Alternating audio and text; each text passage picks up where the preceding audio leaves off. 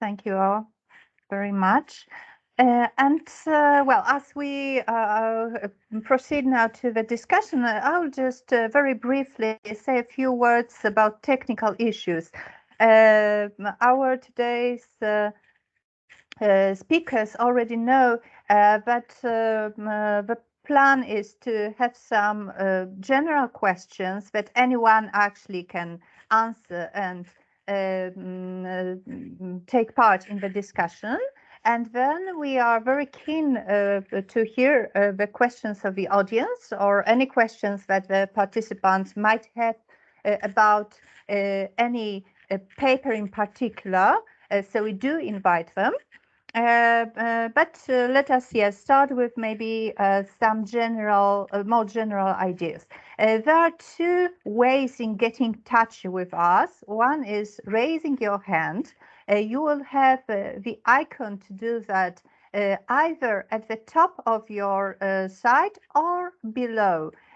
Just a hand, so it's really easy to spot that. And the other way, of course, is to signalize your question in a chat. And I think the best thing to do would be to give space for someone to ask their own question instead of me, just summarizing it. When I was thinking about this variety of papers, I do have a feeling that they have certain things in common. And they tell us a lot about channels in which cultural diffusion and any kind of travel of ideas actually happen. Those channels can be, of course, travels, translations, war encounters, and the internet, that was not maybe the main subject of our speech, but also quite obvious a channel. I would like you to start our discussion with asking you to comment on which channels you think might have been particularly important for those parts of the Iranian world that you work on, and what influence might have they had on how these ideas spread. I don't really have one particular person in mind answering this question, so I would like those hands up very much. But if you like, I can also.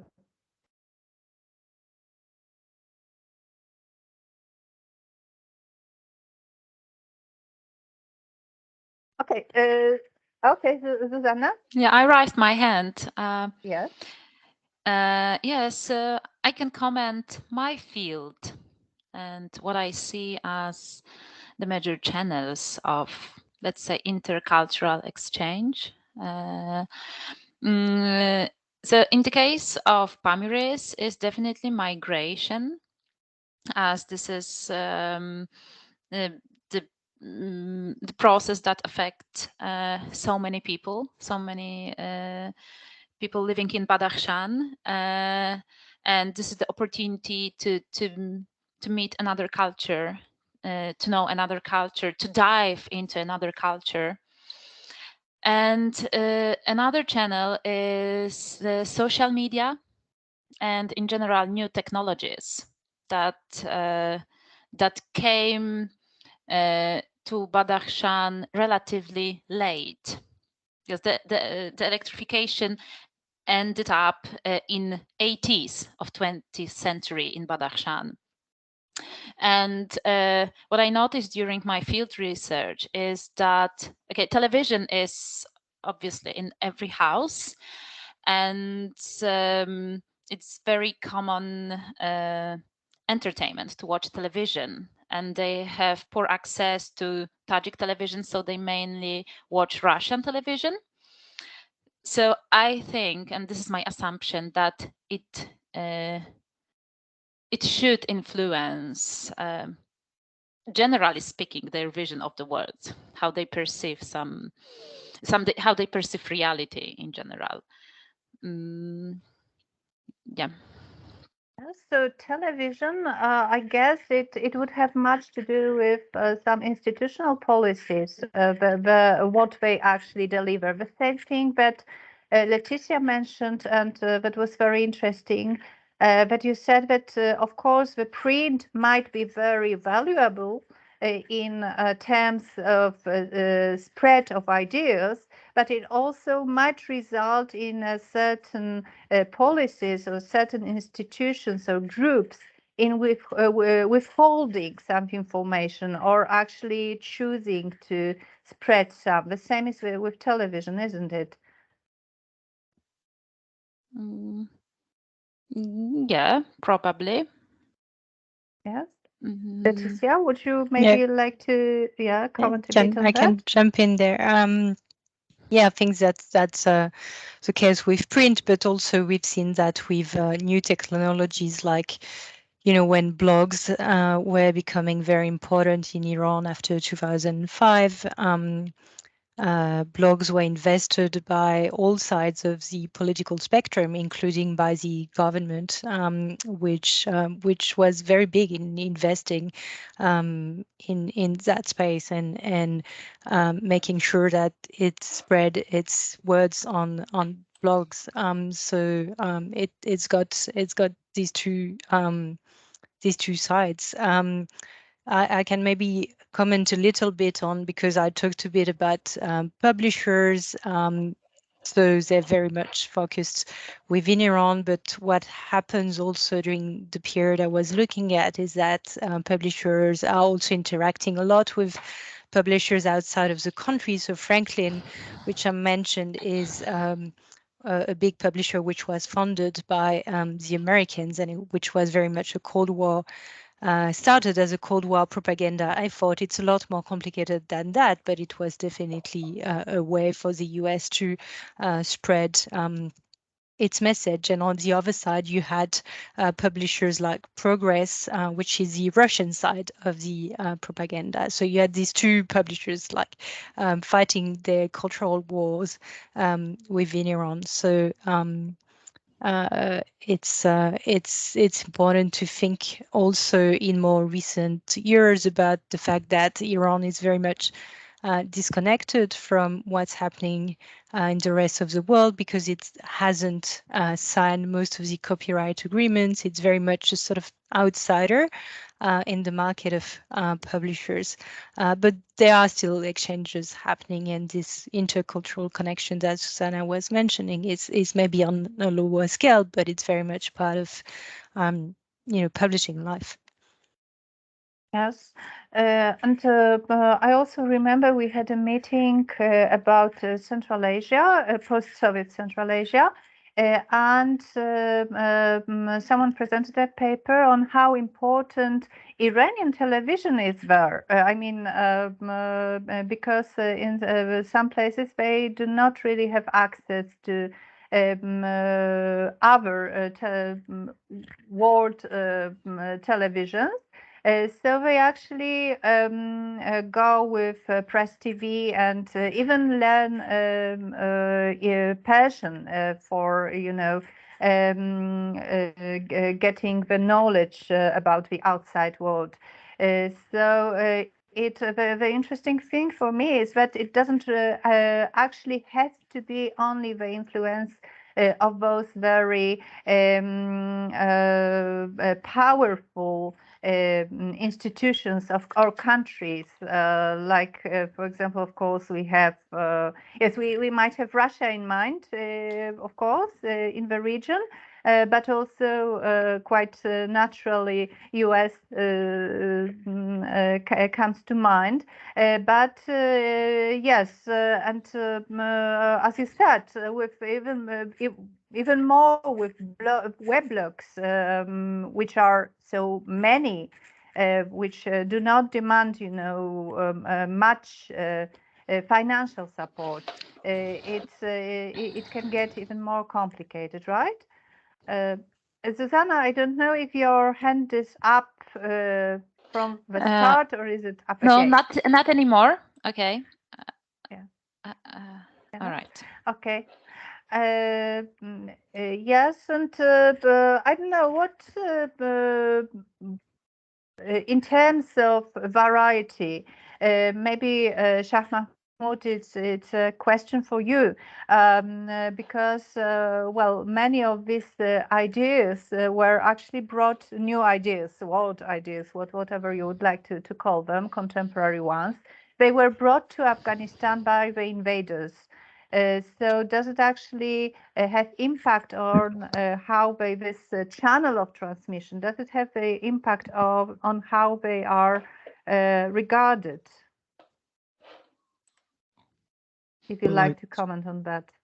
Certainly, thank you for the question. I certainly think so. I mean, in terms of the translation enterprise, there's clearly a, direct connection between outside or external influences, so to speak, the United States being primary recently, and of course, other, imperial formations previously, whether it's Soviet, British, or other national actors, international actors, transnational actors, mediate and disseminate and communicate with Afghanistan through generally political elites in Kabul. And much of the publishing, not entirely, but a considerable concentration in Kabul. And so the circuits and the sociological and kind of material circuitry is routed through Kabul and particular individuals, small numbers, very small numbers of individuals there. And your question about channels, obviously connects to the formats people have discussed here: film, publishing. I don't know if we've addressed the radio explicitly yet, but this is a very, kind of rich domain for the issues of translation. But in the case of Afghanistan, the channels or circuits, again, I just want to highlight the divergent circuitry between covert and overt channels of information consumption, production and consumption. And I put covert with military, intelligence, security organizations, and there are so many of them. And within that domain, there's also lack of communication and incompatibility in that domain. That is, let's just call it the military circuitry. And that if we want a moment, we need an hour of silence for the innocent people of Afghanistan who have been victimized by those information circuits. And I call for all of us to spend an hour this evening talking about in your own mind the victims of what's happened in Afghanistan. And I really don't think the last 20 years is sufficient. Think for 40 minutes, 40 years, 40 minutes, please. And the public circuitry of information, translation information, it's just really kind of absolutely fascinating, because it's both kind of corporate, as I mentioned, some organizations, that is translation houses, but also private enterprises. And so people are kind of translating their own work or having someone translate their own work. Many, works of contemporary history have been translated in that way. And, I guess in the public domain of information, translations and information circulation, I think there's kind of institutional as well as personal circuitry there. So a number of kind of pairings for channel pairings, I would say: overt, covert, institutional, private. Yeah, with multiple media involved. And I do also mean kind of Voice of America and the BBC. Those are powerful vehicles. As was, kind of Radio Peshawar for Pashto in the Cold War, and Karachi. I mean, beaming into Afghanistan. So, thank you for the question, really rich. Thank you. Yes, very interesting indeed. Leticia, you would like to add something, right? Yeah, no, I just have a sort of follow-up question for Shah Mahmood about the translation circuits between Iran and Afghanistan. My understanding is that before the Taliban came back last year, there was a sort of period when things that could not be published in Iran were published in Afghanistan. I'm thinking of translations like Nabokov, Lolita by Nabokov. I'm also thinking of some Iranian writers who were publishing in Afghanistan and bringing back their books sort of underground Zizam in Iran. Can you talk a little bit about that? No, I don't know much about that at all. I'm sorry. I can go the other direction. I can talk about books banned in Afghanistan, published in Iran. The most primary example being Afghanistan Dharmasiri Tarikh, which was banned in original publication in 1967, I believe, and then published in Iran in, I believe, the 80s.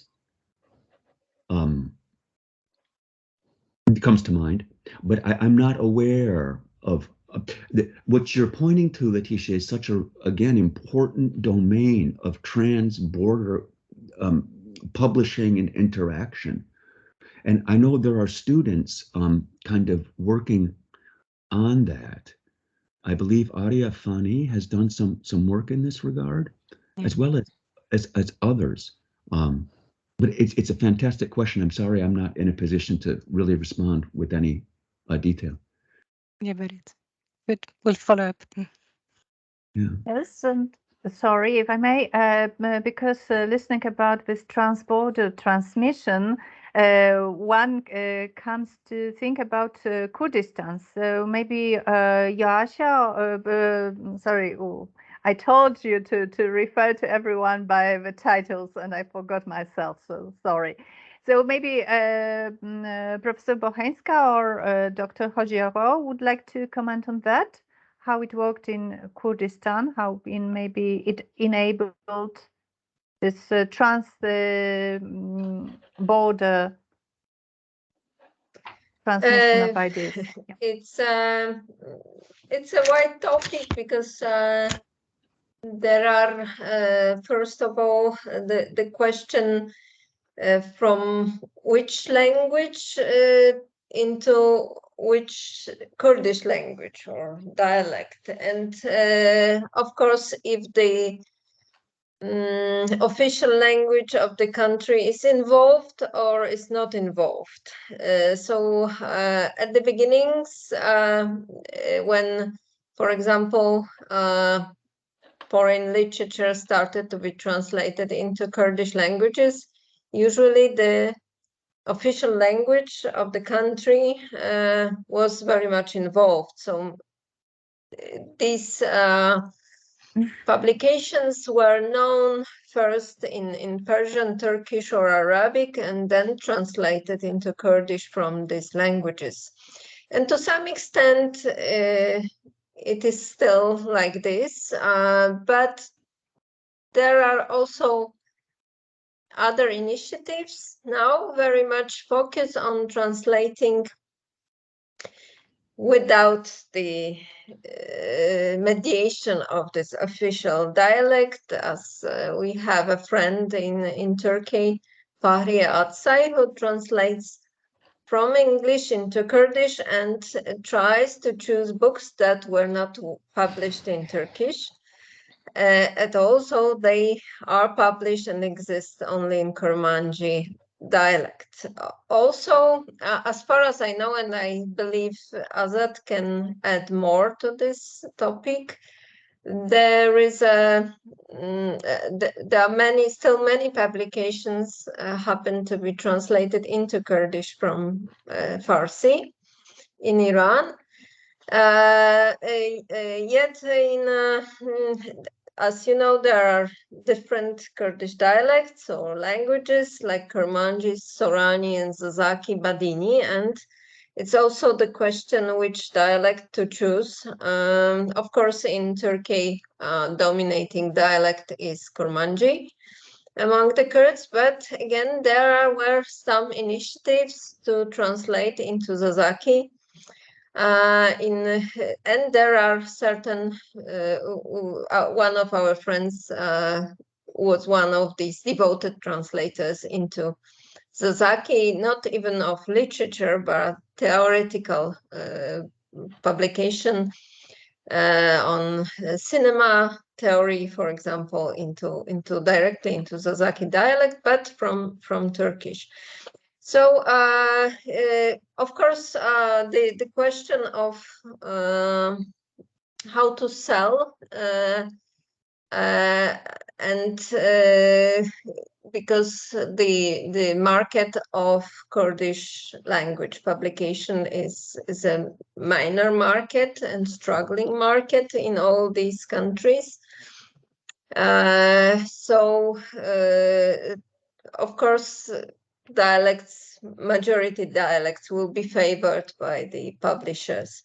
But there are also, as I see, there are new publishers emerging that are focusing, for example, on Turkish and Zazaki, on Kurmanji and Turkish. So Turkish and the official language and the selected dialects. So, and there are finally also translation between dialects that became popular and exist.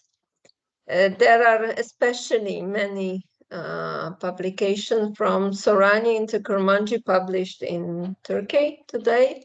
So literature from Iranian and Iraqi Kurdistan being published in Turkey in Kurmanji translation, and of course in Latin script. And I know that in Iran as well, some few, but still there are also some examples from Kurmanji literature being translated, and the same in Iraqi Kurdistan. Also, some translations done in Iran, I think, are published in Iraq because the cooperation of intellectuals between Iranian and Iraqi Kurdistan and Sorani within Sorani dialect is quite strong. But it is easier sometimes to publish something in Iraqi Kurdistan than in Iranian Kurdistan. I hope Azad, who translated also some books, can add here something. Thank you, Ioana. As I know, there is a strong connections between. Open your camera, maybe. Oh, okay. So okay. we can see I you. forget a bit. Okay, I forget a bit. As I know, there is a strong connections between Iranian Kurdistan, Iraqi, because both side of the borders, Kurdish population more Sorani, and some another aspects of this connection is related to translation of Kurdish book to Persian or Persian to Kurdish. It's a very important. But in the Iranian Kurdistan, in Rojava, we have another problems because Iranian Kurdistan suffers many problems in Kurdish language because the Kurdish language in Rojava divided between three sub-dialects. Kurmanji in north of the Iranian Kurdistan, Sorani in the middle of this geography, and Kalhor dialectic in the south of this geography. In small parts in Irani Kurdistan, we have another dialect in Kurdish, Hourami. at least we have 4 dialectic or sub-dialectic in Iranian Kurdistan, and this made obstacles for good and strong connections for translation, even publishing a book as a market. We have another problem in Iran in general. Publishing of books and any periodicals even confronted by very obstacles, and in Kurdish language maybe many of Kurdish books suffer censorship. It's very important for marketing, publishing, and book marketing. Yes, and maybe I also add one more thing, that there is an interesting circulation, I would say, of literature being translated from Kurdish into Farsi, which happened recently. But the first known author translated from Sorani into Farsi and published in Iran was Bakhtiar Ali, the novelist from Iraqi Kurdistan. I remember we had a meeting here with Iranian writers a few years ago, and they knew only about him and not about Eta Nehaye, who lives in Sina today, in Sanandaj. So, and this process is catalyzed by migration, by the fact that Bakhtiar Ali is quite well-known writer, published now in English and German translation, so it was easier probably to have him as the first novelist from Kurdish Sorani origin into Farsi, and only later Eta Nehaye, who is from Iran, but wasn't known by the Farsi reading public in Iran. So there might be some paradoxes here. And the question, what is published in the West, I think is also important, and impacts the direction and interest of the publishers. Yeah. Well, certainly does. We have I don't know if it's a question or a comment from Mehdad Rahimi Muqaddam. If it's a new question, I would ask you to wait a little, but if it's a comment, Hi, Carolina. Sorry, I posted it a bit earlier. Okay, I'll wait. Thank you very much. It was a question. Yes, and if it's a new one, maybe you could just wait a little bit. Sure, we will get to it, yes, in a minute. Sure. Thank you very much. And thank you very much for the question. And I do encourage everyone to think about the questions they would like to ask. But since you were talking, both Joanna and also you were talking about dialects and the difficulties that they pose, the existence of both pose in this transmission of intellectual work.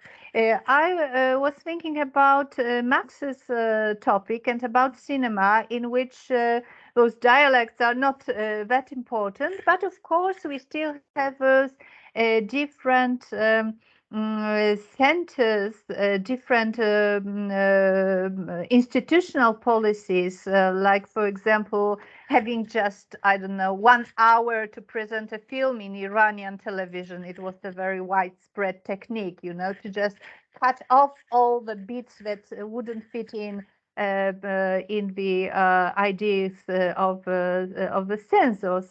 So I would like to ask you to comment on this. How do you see cinema as this channel of transmission, and what advantages and possibly disadvantages, maybe being prone to censorship, for example, might be?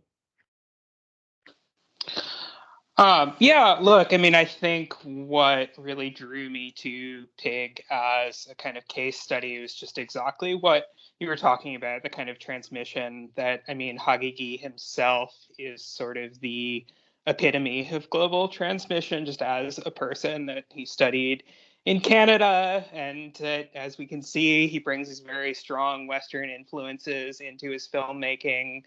He's also Ibrahim Golistan's grandson, and Iranian influences are very important to his cinema as well. And we get this really strong kind of interaction between them. I do think, I mean, weaknesses certainly, I think the kind of just sort of the visuality of cinema makes it kind of overtly a target for censorship. And so, I mean, that's something that's been much discussed with Iranian cinema. With someone like Hagigi and Pig, we see him finding ways to push those boundaries as well. And recently, we see those sort of more and more being tested.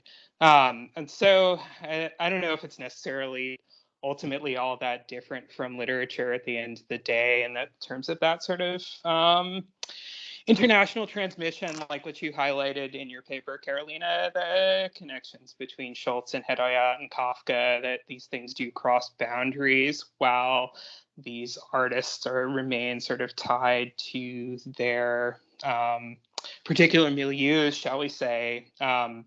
With something like the example I showed, I think those connections are just sort of so in your face that, like, you see those dancers and you see, like, this is about Busby Berkeley musical, and then you also see it's about the chain murders. So I think it allows for us to see that kind of intercultural transmission very explicitly. Hybridity, yes. Yeah, like I mean, to get to expression that Susanna gave us. Sorry, I didn't mean to interrupt. I just thought about this. I was getting towards the end. Thank you so much. You. Yes, very insightful indeed. Okay, and so I think maybe we'll give the space to the question. And Mehdad, should you like to ask your question by yourself, so I don't misread something? Sure. Yes. I had a question for Dr. Shah Mahmoud Hanifi. May I read? Yes, sure. As Dr. Nankit also mentioned, in Iran and during this period, which is called Cultural Cold War, both American, that is Franklin Book Programs, and Soviet publishers, Progress, were very active. I wanted to ask you about the cultural scene of Afghanistan during the Cold War. I know that Franklin was active in Afghanistan, but I have no idea whether this Soviet publisher Progress was in Afghanistan, and whether there was some sort of competition between Soviet and American publishers at the time. And I think it is important to also highlight it may substantiate your argument regarding the cultural presence of America in Afghanistan from the perspective of translations, like the role of Franklin Book Programs in the publishing textbooks and various translations during that highly volatile period that was Cold War. And another relevant point from the perspective of like this exchanges between Iran and Afghanistan is that the Tehran branch of Franklin Book Programs also had a very important role to play in producing textbooks for the Afghanistan. Sure. I would be thankful if you can elaborate a bit on that. Thank you. Oh, well, no, thank you very much for such an astute question. The Franklin Book Program, maybe I should confess something, that my kind of training is not in 20th century American imperial things, but in the past few years, I've been going to the National Archives in College Park to kind of look at State Department records for this period. And there, it's very clear the Franklin Book Program is indeed a major player in projecting Americana to Afghanistan during the Cold War, just in the particular routes through the library, the United States Information Agency, and literally documents about the you know, the staff and the bookshelves, and just a tremendous amount of detail surrounding the Franklin book program, how they're displayed, who reads them, etc. So really astoundingly rich line of research potentially for a graduate student, if anyone could send their graduate students to pursue this. There's definitely a lot on the Franklin book program. Now, about Progress Publishers, the law, the operative governmental policy for all of the Cold War actors in Afghanistan, and that of course is the Americans and the Soviets, but the Germans, the Japanese, the Czechoslovakians, I mean, the world. Afghanistan's independence in 1919 really opened it up to global influences in tremendous ways that did impact this publishing industry. Now, during the Cold War, anyone could publish anything they wanted so long as they didn't critique another actor. So the United States could say anything they want as long as they don't critique the Soviet Union. And I don't know what the Progress publishers, how they responded to that. But what this means also is that the circuits by which the Soviets through Progress Publishers, the Americans through Franklin Books, they were probably targeting the same audiences, students, bureaucrats, you know, the kind of reading public. And so it's a really interesting question about the local consumption patterns of these kind of foreign publications. I really appreciate the spirit of that question, which I can't answer with any specifics, especially outside of Kabul. What I worry about in the data that I gathered for this talk is we're once again reducing Afghanistan to Kabul and everything that happens in Kabul. And there's just such a rich transboundary a translation and publication exchange between Herat and Mashhad, Balkh and Tashkent, Dushanbe, Mazar, Dushanbe, and Jalalabad, Peshawar, this is huge, Kandahar, Quetta, in each direction. I mean, so significant for the translations, whether it's Urdu, Turkish languages, English.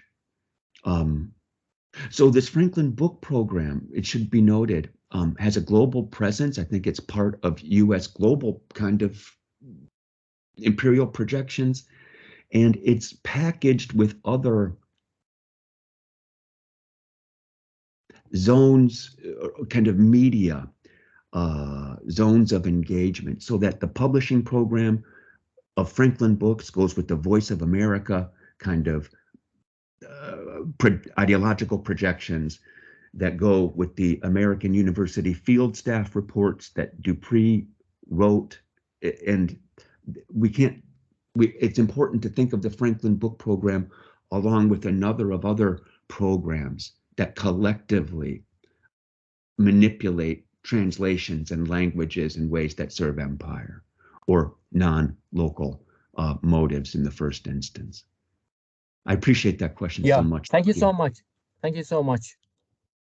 Yes, if I may, but it is fascinating that despite of this quite obvious colonial or semi-colonial influence of these large countries trying to intermingle into the politics of a region, this regional, you keep actually, both you, Shah Mahmoud, and earlier Jana and also talking about Kurdistan, you keep mentioning this micro migration of ideas, migration on the smaller territory. It is very interesting because it maybe shows that there is no one center of power, as I understand it. There are so many, and their policies just keep clashing with each other, interrupting each other. Yes, I don't know if you would, any of you like to to comment on that. Well, what's so important about your comment is there are, of course, kind of global imperial patterns and movements, kind of regional, a kind of different layer of information circulation. And then, of course, maybe the sort of micro local, and that local, regional, and global, that's one larger matrix. So in discussing any one layer, there are connections to the other layers, and it's an important kind of modeling metaphor. I appreciate it. Yes, for sure it is. And also something else that comes to mind. This is, of course, with foreign powers. They are not new to the region, and there is one power that is not very foreign. I mean, not at least not for some of this. Of these societies and cultures in Iranian world, that is the dominion of Persian-speaking culture. I would like you to comment on that, how it changes within this period of time that you. I mean, not if you like, of course, Shah Mahmoud or any other of you. How does it look from the point of view of your expertise?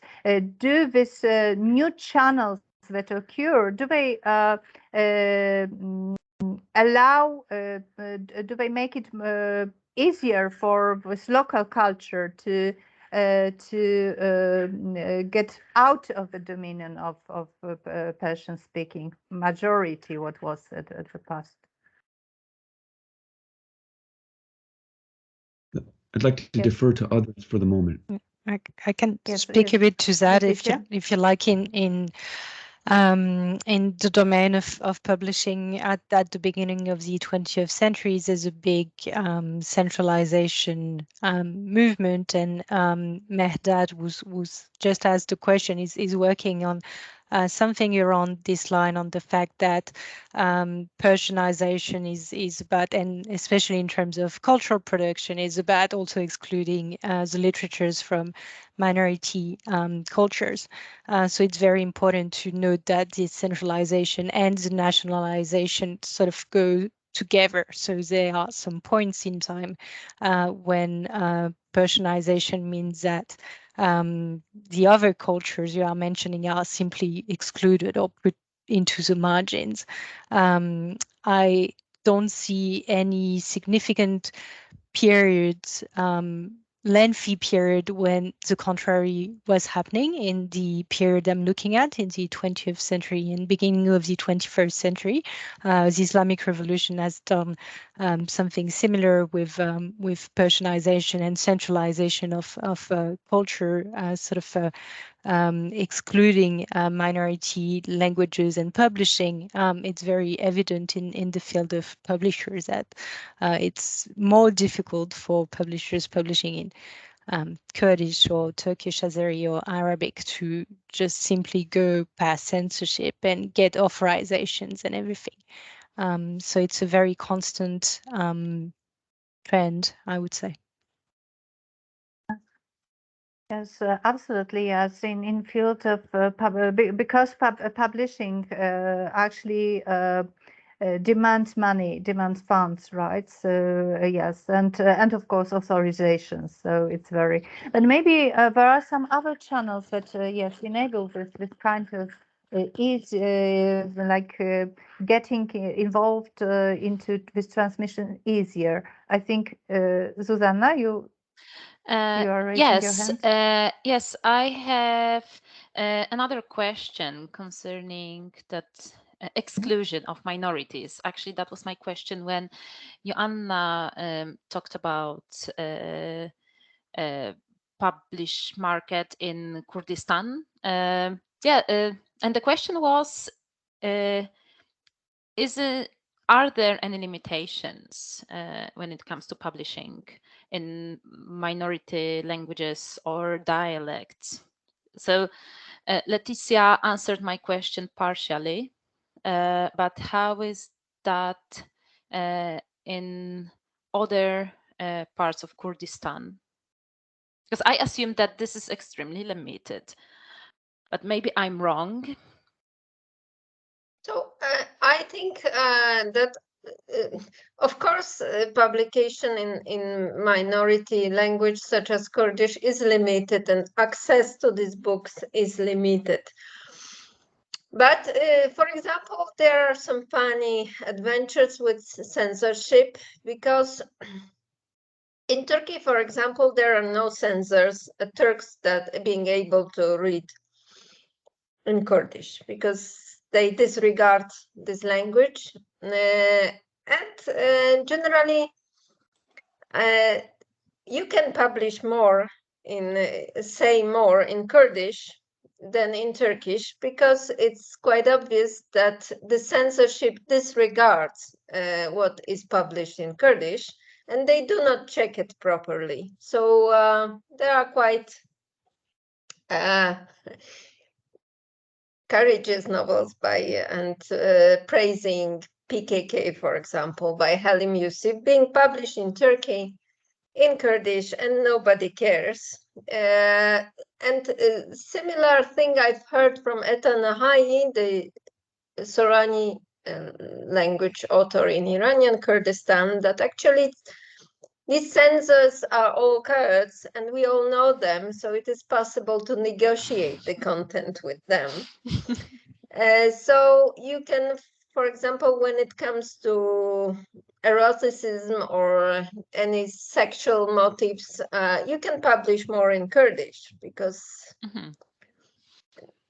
the outside censorship operating in Farsi will not read it.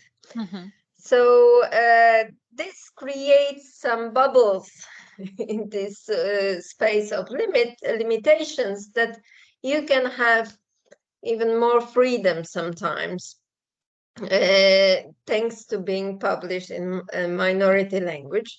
But this, of course, does not mean that you will be widely read, and that these books are accessible. Even though observing this market during 20 years now, I think that more and more is being published, and there are really new publishers emerging and willing to struggle and publish and try to sell in Kurdish language. So there is this strong devotion, ideological devotion sometimes, that we need to publish in Kurdish. And even if we have to co-finance it from our own private resources. So so in a way, it is developing, I would say. Okay, thank you. Thank you. And I can see we have a question from Professor Krasnoworska. Yes, it's a question to Dr. Hadi Agha. Well, it's I wanted to ask about the diffusion, about the transmission of the ideas of those modern Islamic thinkers. How much do they influence the public opinion at present, and who is their readers? Is this a part of the Islamic establishment, or do young people read such works at present, or some other specified public? Because I think they were, so to say, in vogue in the times of Khatami, for instance, when the idea of Guftagui Tamadonha was a sort of official project, which in reality was rather a project of the discussion of religions more than civilization. But anyhow, in a way, it was probably broadening the horizons and the ambitions, international ambitions of the establishment. But I don't know what happened to it right now. How much has been left, and how who is interested in exploring the ideas of Christian thinkers and the present Islamic reformists?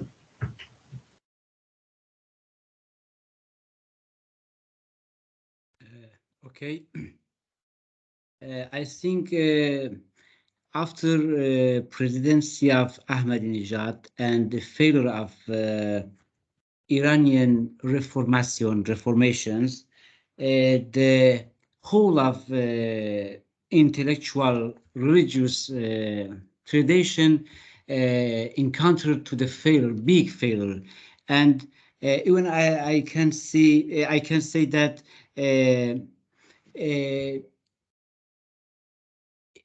it has been encountered with very big obstacles that most leading of these projects, Surush, inflicted exile to USA. And now it's a wide horizon for this process that Soros now is just emphasizing and Sufism and now marginalized from the Iranian public sphere. It's very important, but after,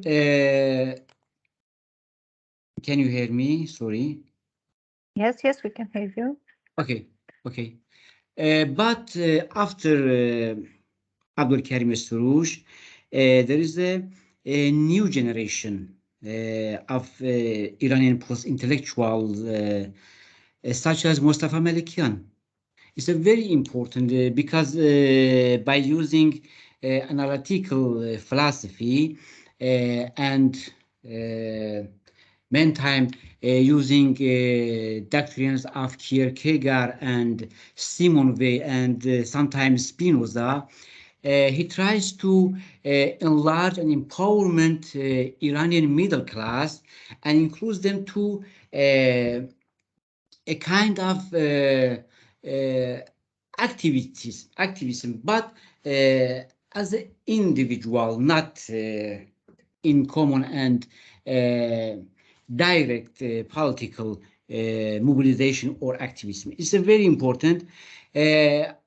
Now, Iranian new generation mostly are secular, and in one aspect, doctrines of Mustafa Malikian is proclaiming a kind of secularism, but all of these generation of Iranian intellectuals emphasize an individual faith. It's very important, and I think it's becoming a kind of value in Iranian middle class, and especially among the new generation.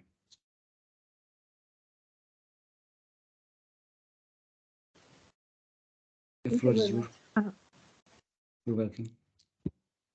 Yes, so yes, it is great if you have some more questions, maybe to each out, to break this like a line of my questions. So if you have any questions for your for the other contributors or the audience, if they have questions, I strongly encourage you to. Yes, Leticia. I got a question from Max about, so you talked about one case study, Pig. Can you give us a bit of background on how representative it is, and how big is the trend that you're looking at in terms of Western influences from the horror genre into Iranian cinema, just to give us an idea of the scope and the trends?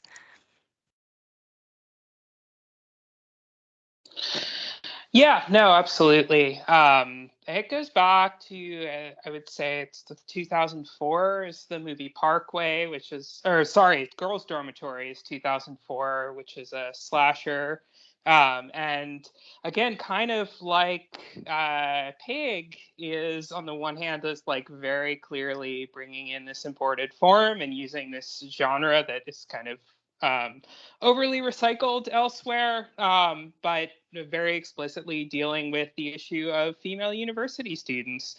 And then several years after that is the film Parkway, which like a bit sort of less explicitly tied to social issues, I would say, but again, that like bringing in horror very much, and yeah, again, like sort of bringing in this form and bringing it into this new context. So it's not super widespread, I would say, but something that we see kind of picked up here and there and done very explicitly. And in recent years, I would say more and more. And I thought like picking up of Western influences, especially like what we do see in Pig, the combination of horror and the musical, the films of Reza Atran, which are not quite getting as much international circulation, I would say, as something like Pig. But again, like that, drawing on horror influences, seeing that like explicit use of music and comedy and even women dancing. So I wouldn't say it's like sort of an across the board thing that like everybody is doing this. But over the last, I don't know, 15 to 20 years, something that's become more common. And I guess in terms of the sort of overall view of globalization of Iranian cinema, shall we say, or imported influence on Iranian cinema, a real contrast with the focus on neorealism of the late Iranian cinema of the late 80s and early 90s, and that likewise was a kind of like gateway for international consumption of Iranian cinema, that people saw these films that were heavily influenced by neorealism and had sort of an entry into something that otherwise might have seemed more foreign. And likewise for something like Pig, especially, I think horror becomes a kind of like gateway for the film to have a recognizable, shall we say, um, trait for international viewers that is then combined with these local influences, which I do think is something we see in these combinations of horror and local influences. Okay, that's great. Thanks. Yeah.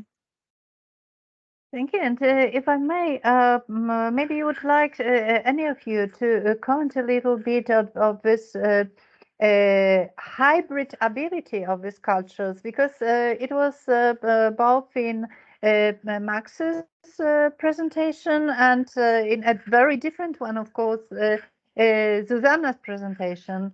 It is, and maybe even in mine, it was also the case to an extent, that it is actually by hybrids that some modern ideas, or what is called modern ideas, actually enter the societies and become to live there, not just be brought and listened to.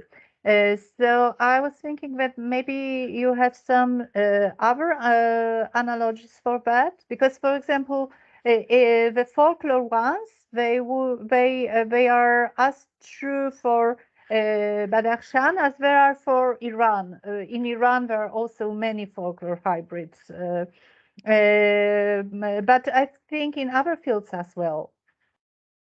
Anything comes to your mind that you would like to comment on? If I can just offer a general comment on the idea of hybridity, Absolutely. which sometimes is deceptive in the sense of thinking of two equal things interacting equally to form some kind of even or symmetrical hybrid. And I think that can be dangerous in fields of, power relations, which are hierarchical. And the hybridity is inflected by other, variables that give weighting or preference or priority to certain elements of the package, whether it's the content or the format of dissemination. And so, yeah, in general, then we can explore the unevenness of the hybridity in various locations, Yes, absolutely. Thank you. Thank you very much, Mahmoud, for this for pointing this out. It's a very important thing to say. Yes, absolutely. And can you think of any important examples from your field, maybe, to give us a sense of this? How it has to do with this power structure? Yes, for example. Well, one other way of saying, what would I say, kind of exploring the unevenness of hybridity is I think of bilingualism, or, two national languages. So Afghanistan's supposed to have two national languages, Persian and Pashto. And of course, that's very contentious, and that's all quite a subject of its own, really. But if we just accept the fact that there's two national languages for the moment, they're certainly not equally interactive, right? If you look at the kind of print history of the Afghan state, it's 99% Persian until kind of recently, where there's a surge in Pashto with the, PDPA, and then of course the American attempt to kind of even things out with these, dual translations in Persian and Pashto as much as possible. And now, the point, though, is that in the print history of the Afghan state, looking for Pashto is like finding a needle in a haystack. And it's just not present. And when it's there, you can see it so kind of crudely inserted in, for example, the printing history of the Salnamas, which are a major source of information. It's the annual publication of the Kabul magazine that's online and a really incredibly valuable source of information. Like Siraj Tawarikh, the official history, the Salnamas are kind of a state's marketing of itself. And in those publications, the first time you find Pashto, you see kind of mechanical Persian printing and technologies that can incorporate kind of images and even photographs in sort of one way. And you can sort of see the technology, how it captures both print and image. And then when you see I think it's about a 500-page first edition. I think it's 1935. And then sort of at the end, you see this very differently printed and looking Pashto insertion that looks sort of grafted and haphazard and clearly not a part of the original package. That would be one sort of tangible publishing example of the unevenness of the so-called dual languages in Afghanistan. Yeah, very interesting. Thank you. Yes, and it comes to my mind. Yes, Leticia, you have some. Yes? Just to follow up on this question of hybridity, thinking about the text by writers from the Iranian diaspora, like published recently in the past 40 years, either in European languages like English, French, German, or in Persian. The question of hybridity is, of course, very important, and the question of power structures, because we're dealing with, either institutions in the host countries that want to promote certain messages about Iran. There's a question of readership as well. Who's going to read this text? Is it addressed to the readership within Iran, or is it for the first generation or second generation, or for the readers who don't know anything about Iran? And the texts are about explaining Iran to foreigners. So this question of hybridity is very contentious. I agree with Shah Mahmoud, and it comes to play in many examples when we look at the text from the diaspora and all the political entanglements they get into. And I've got thousands of examples, but yeah. Yes, absolutely. Thank you. Thank you for that. Yes, and I think Max wanted to comment on that, right? We can't hear. Yeah, Oh, no. okay. Yes, I was muted before. No, I just really wanted to echo Shah Mahmood's point as well. And I think with Letitia's point about diasporic writers, that's something that we see in cinema also. And so, I mean, just to take Pig as an example, Pig is a film that had some international success. But in terms of horror, it's two films that were made by diasporic filmmakers that were in Persian, and had some connections to Iranian culture, and definitely made kind of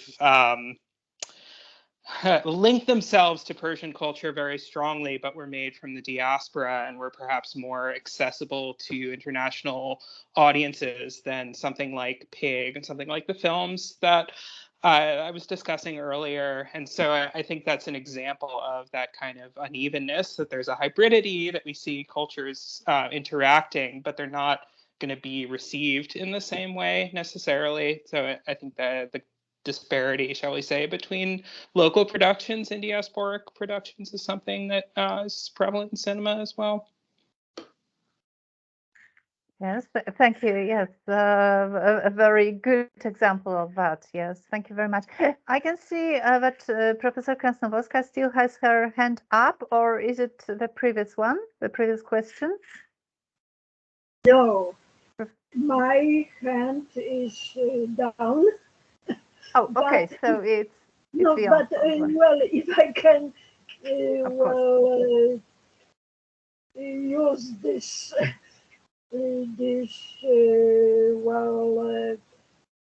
occasion, I would like to ask Dr. Hanifi about the role of the intellectuals and writers, Afghan writers and intellectuals outside Afghanistan, and their influence on the reading public inside the country. I think your microphone is off. Excuse me. No, it's working. Yes, I was talking about Shah Mahmood. It's okay now. Okay. Mm-hmm. Excuse me, and thank you again for such an important question that ties back to the important issue of the diaspora as a kind of intermediary between things we're calling global and things we're calling local. And, you know, it's important to position that diaspora group as a fluid one that's, again, not moving evenly between homeland and host country. There's kind of an unevenness there. And when those movements come and what they're all about, it's really critical. And this all speaks really, I think, to it's not that the external world or, you know, an imperial language relates to the internal world or a local language. It's the mechanism of the interaction and the context and what's the content of the interaction. And so with reference to the diaspora, publishing influence on the homeland, I think first of all, much of the diasporic publication comes from the older generation who are writing kind of memoirs. So we have things like Memories of Old Kabul and a lot of older generation. And remember, Afghanistan of my father's generation is it's unrecognizable to my children's generation. It's just been completely there's a great cultural distance between the living older generation and the younger, newer generation. And so the older generation seems to be publishing, and Germany and Washington, D.C. and California are major diasporic nodes of these kind of elder statesman memoirs, and not even elder statesmen, just, you know, senior Afghans who grew up there, kind of remembering old Kabul, as it were, before it became a city of 5 million people. You know, now I think that because of the familiarity of that generation with print publications, not digital publications, those publications appear in print through local presses like Speedy Press in Washington, D.C., who will publish kind of memoirs, and those publications then get circulated. The answer to the question is more locally within the diaspora, that is within Washington, D.C., and the kind of cultural capital that that publication carries for that person in context in D.C., Washington, D.C., than circulating back to Afghanistan. So I think what we have in this case is an older generation who prefers a print medium and the kind of cultural capital of print that distinguishes the impact from, let's say, kids doing, Afghan kids in Germany doing diasporic blogging that can get back to Afghanistan in a much more tangible manner. So to answer the question, I think we need to talk about who is doing publishing and what is the publication about to really understand the dynamics of the diaspora's publishing, translation influence on the homeland. Again, just such a fantastic question. Thank you. Yeah. Yes, and thank you for a fantastic answer, Shah Mahmoud, because you gave us another perspective. It was great. Yes, I think you inspired Leticia.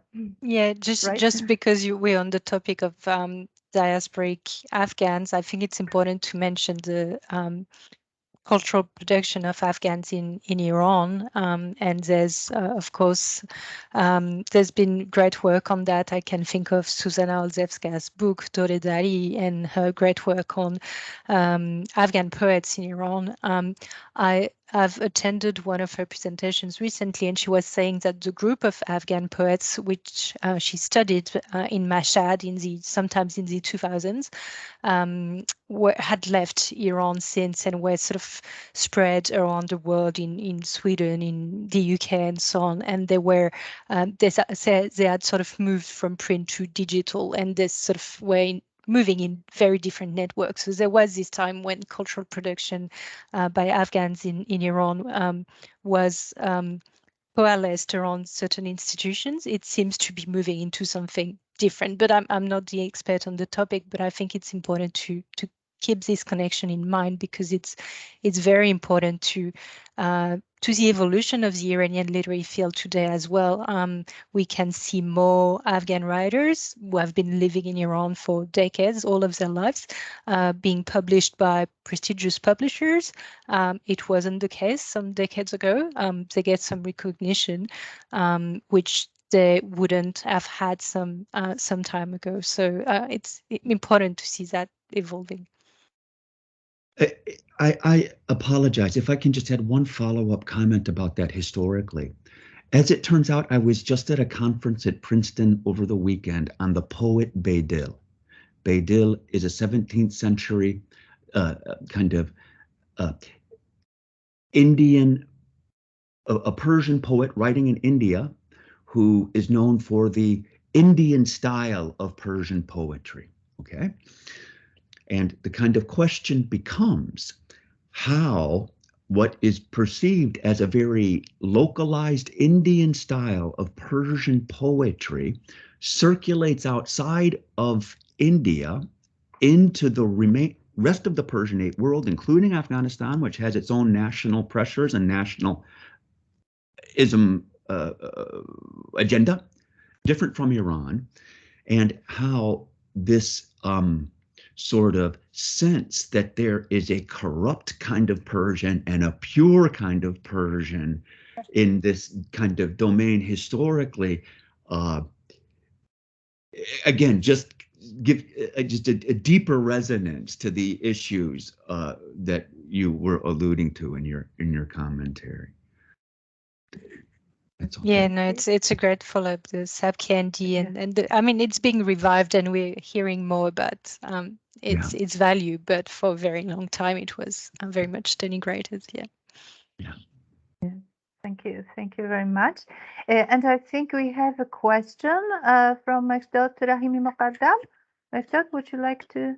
Yes, thanks, ask it? Carolina.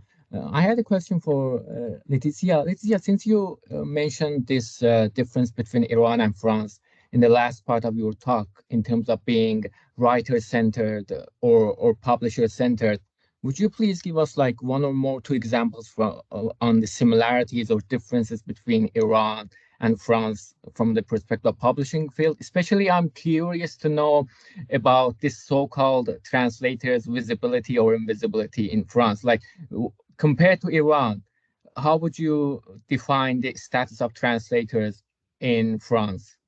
Thank you. Yeah, that's an interesting question, and I'm just sort of making the comparison because it's easier for me. Being of French background, I've got this sort of references to the publishing field, which I wouldn't have to another country. But I also think that Iran and France are sort of have some similarities that don't exist in other places. I can think, for example, of the role of the state in that the role that the French state plays in cultural institutions, including in the publishing field, is very, very important. And it has some similarities with Iran. For example, books have a certain price in France. You cannot be Amazon and say that a book is going to cost less than the price that the French government sets. So it's very it has some similarities with the state-driven market in Iran. Of course, not all of it. The question of the translator's visibility is very important when we look at Iran. I mean, all of us know that the status and the prestige that translators have in Iran and in Persianate cultures in general in modern and contemporary times is very different from the status of publishers in most Western countries. They very often intellectuals and writers are also translators. There's a whole, interconnection between the two fields, and just a lot more prestige being given to that profession, which you don't see in other places. But again, Europe is very different from the US in that, I think. There's a lot more translations being published in Germany, France. I think it's about 20% of literature being translated in those European markets is translated, whereas in the US it's about 3% of literature being from translated text. So there's a very big discrepancy. But yeah, it's a great question. There's been some really good work on the question of the translator. There's some sociological studies on translators by Esmaila Dadian Moradam.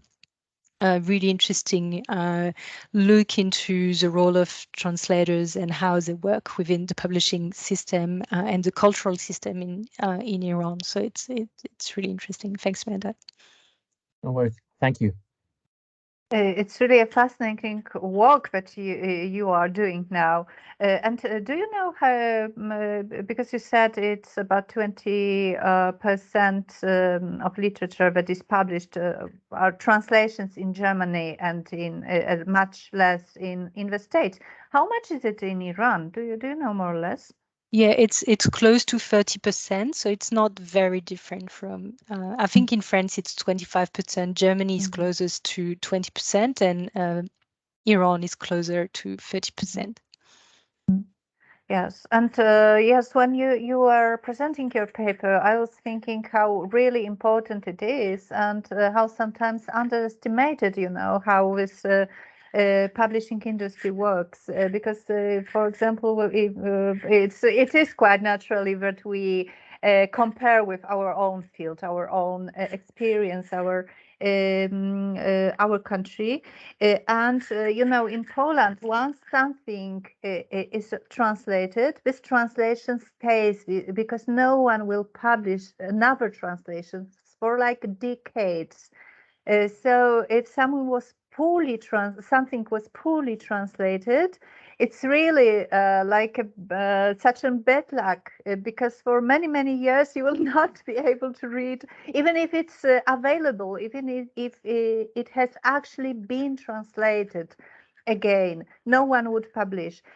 So really getting to see all those translations in Iran, and this very rich market is like wow for a person from here.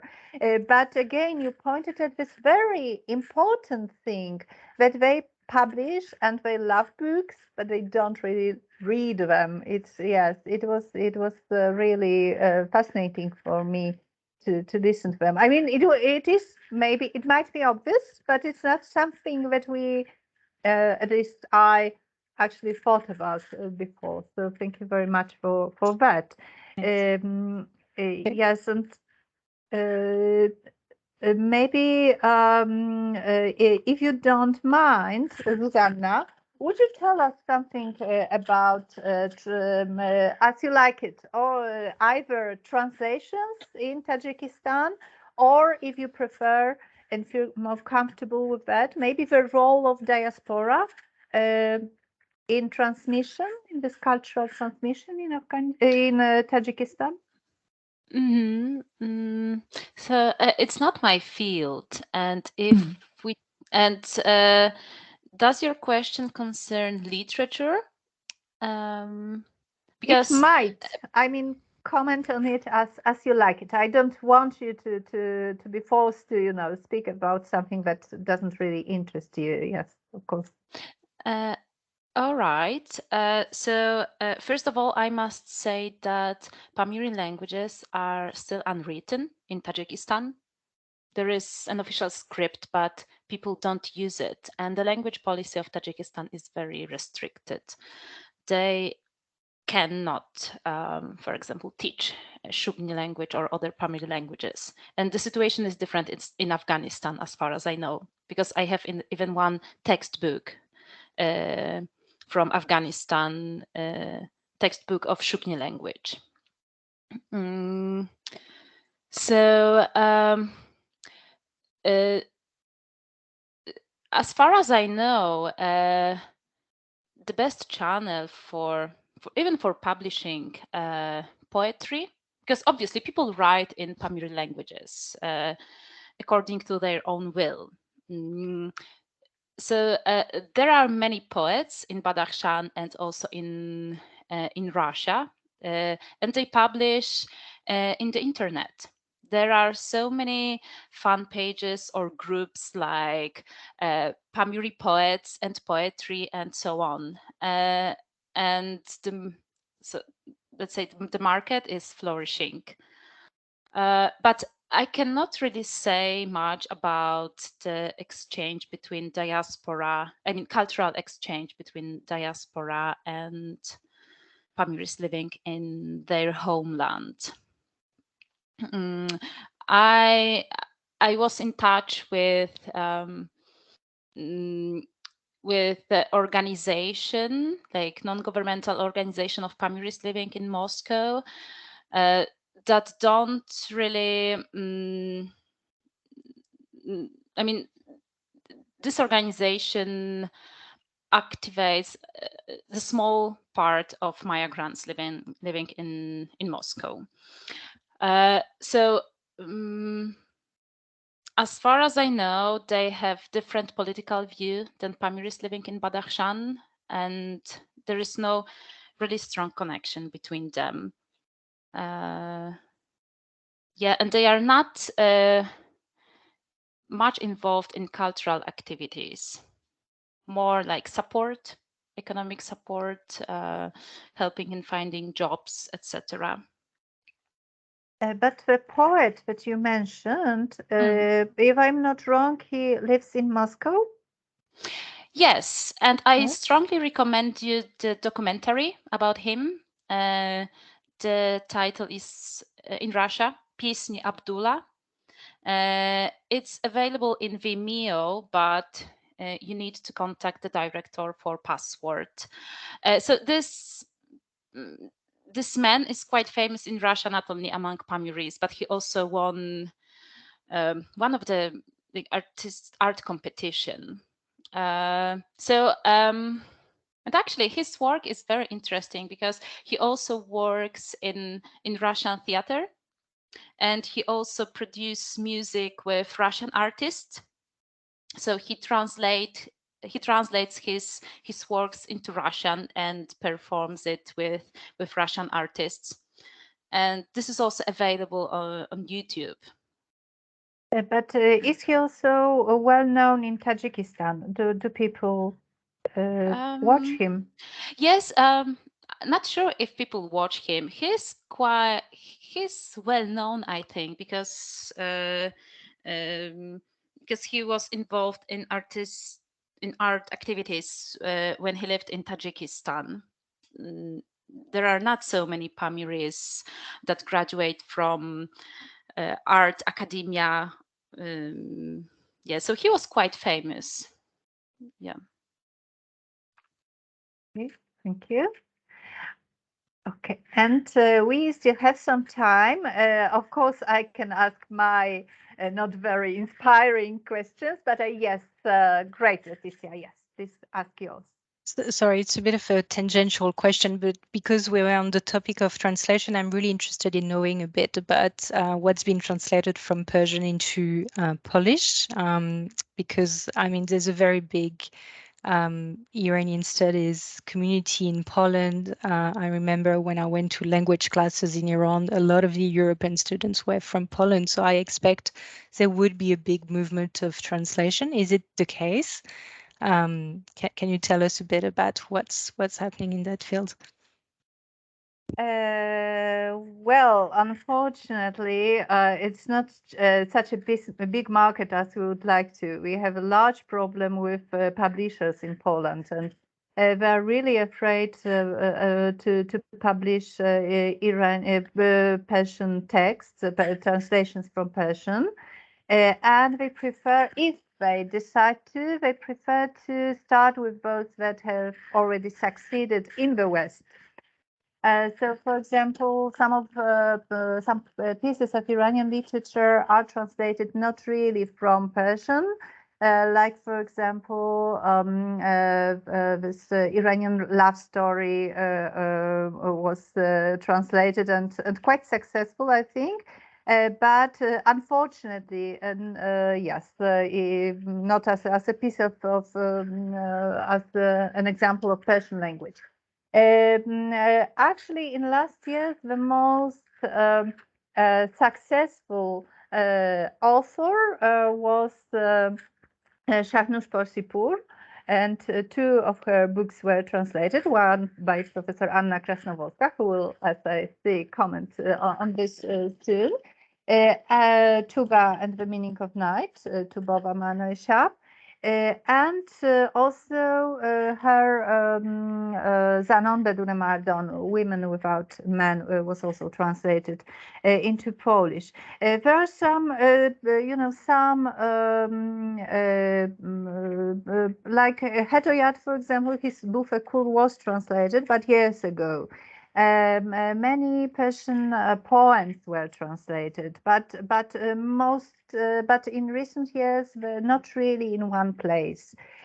Unless you are speaking about classical literature, which yes, last year, the end of last year, the first book of Masnavi was published, and there's a full translation of Shahnameh into Polish, and the first volume of that was also edited by Professor Krasnovolska and published, and the other hopefully will follow. And yes, and poems were maybe more lucky with translation. Some short stories also, but not so many. Professor Krasnovolska, you would probably add more to expertise to this. Yes, maybe I want to comment Tuba, although I have to admit that it passed without any comments. I think it was not well. It was published, but not really popular in Poland. And now I'm struggling for the publishing of a really short book, which is Yerusmunde Bey de Park, a book by Zoya Pirzad, which I'm trying. Well, I have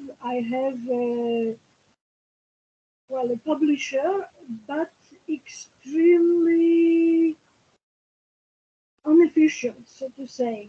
They have well problems with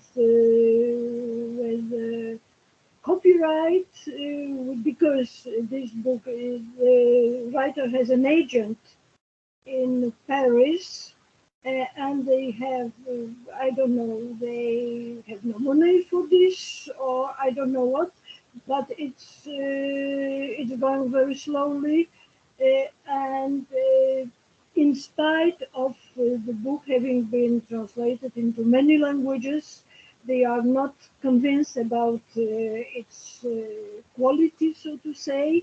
It's strange, and it is a general attitude of Polish publishers. I think they prefer the books which have been written by the Iranians in foreign languages abroad for foreign public.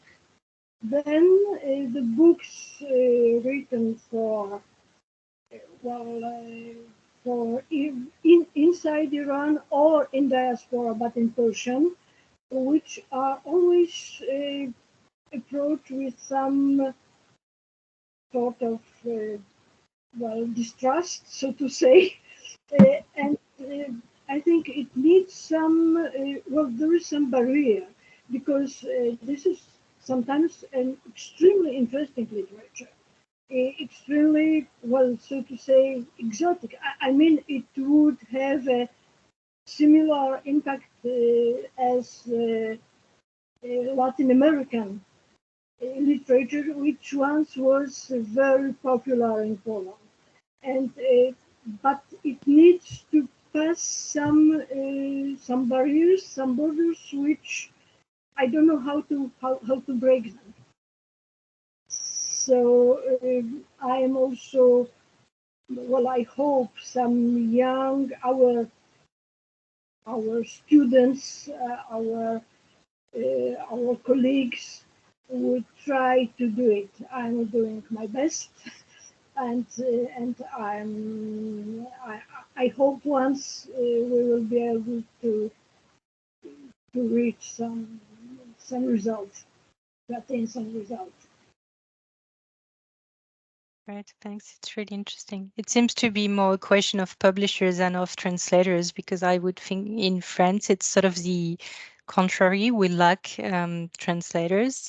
Publishers are sort of interested, but translators are lacking. So, but it's a the other question way around. Yeah. Of the presence, massive presence of Iranians in France, and of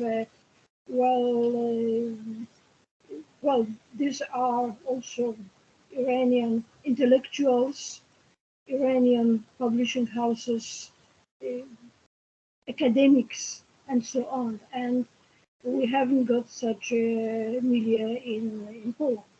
Yeah, definitely. It's very important. Yes, Turkish literature has become increasingly, translated into Polish, and it's got its own readers. But those writers who are translated, they quite often they actually write. It's a kind of folklore. Modern folklore. So they actually write to focus foreigners, to attract foreigners. Maybe this, I keep thinking that this modern Iranian literature is just way more complicated and more of a challenge for a reader also. So maybe that's why the publishers are reluctant to publish it. Yeah. Thank you for that question. Do we have any more questions, comments? If not, thank you so very, very much for attending today and for presenting your papers and pointing at such interesting things during the discussion. I hope we'll all meet again in 2 months on 28th of November for our next session. So thank you very much and have a nice day. Bye. Thanks for Thank having you. us. Thanks so much, Carolina. Thanks. Bye, everyone. Bye.